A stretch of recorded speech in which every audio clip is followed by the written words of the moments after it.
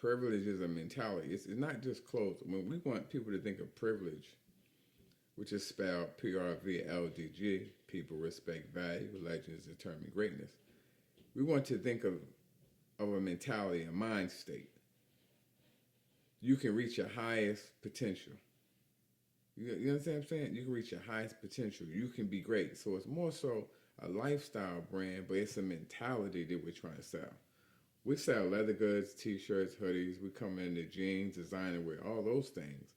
But it's not something we're just trying to sell to sell. We're trying to sell when you wear these things, intake what the meaning is. Like, live what the meaning is. People respect value. Legends determine greatness. If you want to be great, become a legend. Legends determine greatness. Be great.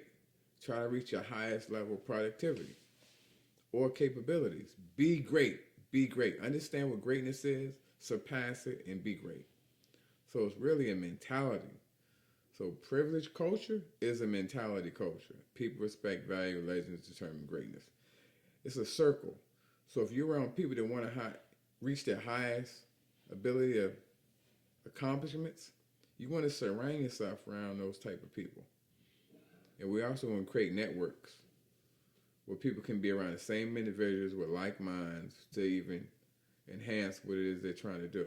So it's a lifestyle brand. I want people to embrace the lifestyle. I want to be great. So when you wear it, you feel energized. Like, yo, I can do it. I won't stop till I complete my ambition, my goals. So that's what we're trying to create.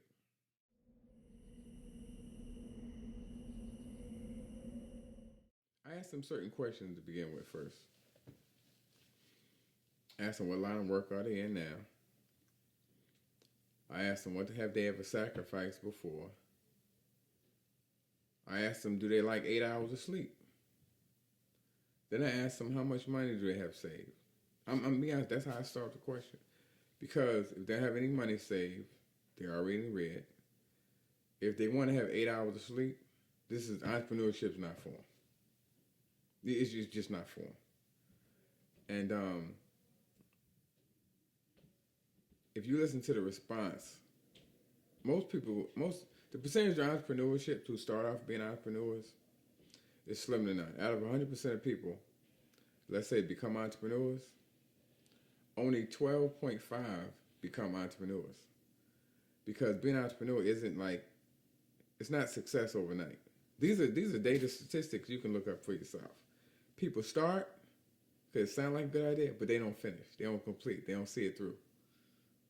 So a lot of them, they start it, but they don't complete it. They don't finish it. Or they sell it. They get rid of it because of what? It's something they said it was a good idea, but they really wasn't passionate about it.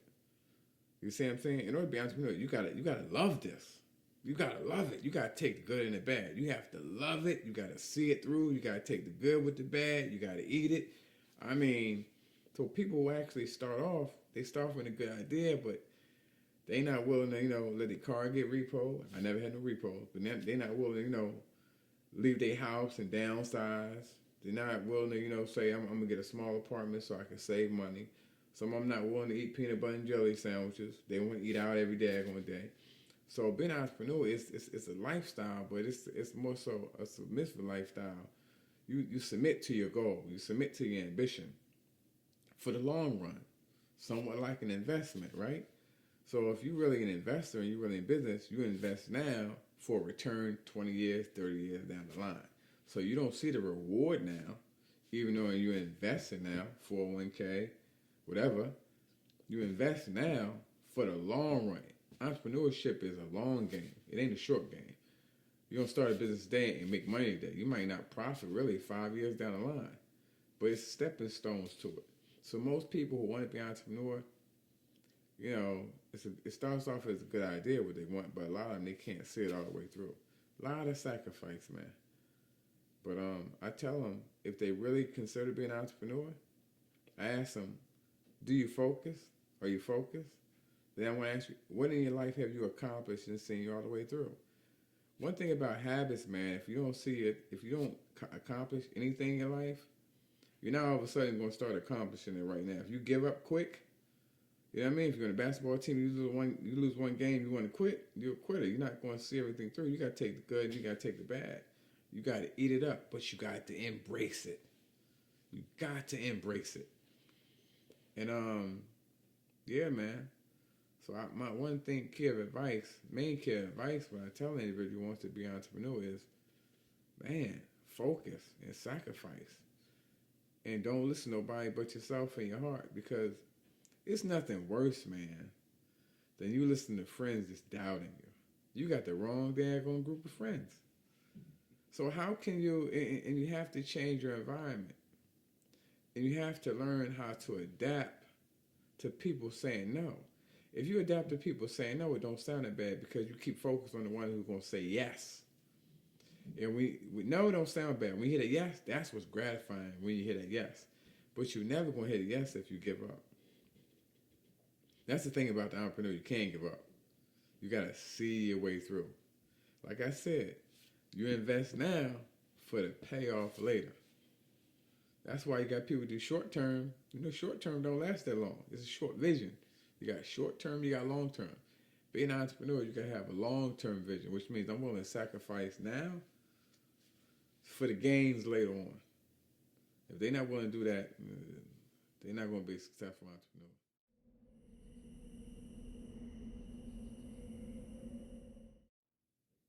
No, not yet. The paradise is the gold road to the kingdom, right?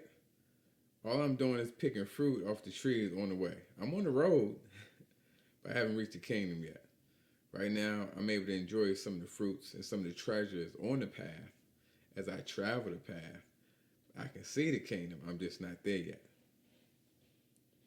I can see it, which means I'm getting close. But I'm always looking for something that's going to challenge me.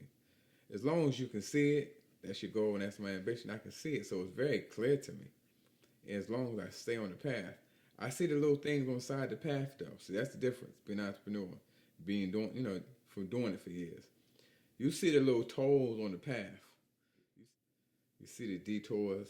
Like I said, I'm able to actually grab from the tree. So I'm enjoying the journey. So I'm able to grab some fruit off the tree. And I also see the detours that's trying to detour you off your path. It's going to make you lose focus on what you're trying to do. If you don't have detours, you ain't found the right path. You're going to have detours, because people, it's not going to be just a straight road. You can see it, but it's always going to be something that's going to try to stop you from actually accumulating or building upon your goal and your ambition. Everything is not going to be easy, but you build yourself. Being an entrepreneur, you build yourself in such a way whereas you see it, but you don't see it. You see it and you conquer it, you accomplish it, and you move past it. I'm a conqueror. So even though I can see that detour, I'm like, that's just a detour. I'm going to conquer it. And I'm going to get past it. That's the whole thing. It's a mentality. You got to make your mentality strong, man. You got to be able to withstand the pain along the way in your journey. You have to. That's like a must. Unequivocally, that's a must. You have to accomplish your demons, your goals, your ambitions. And you can't, are you going to doubt yourself? Yeah, you're going to doubt yourself. But the thing is that when you realize who you are, you realize that nothing is really impossible for you to accomplish and annihilate. And I'm not talking about you have to be destructive. I'm talking about you have to have the will to accomplish, to see things through. That's when you come into life. That's when the kingdom is right there and you open the door and go through.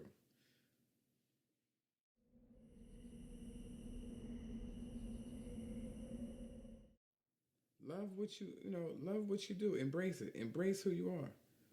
Take a moment of time, a silence, whatever it is that you need. Focus on what you need to focus on.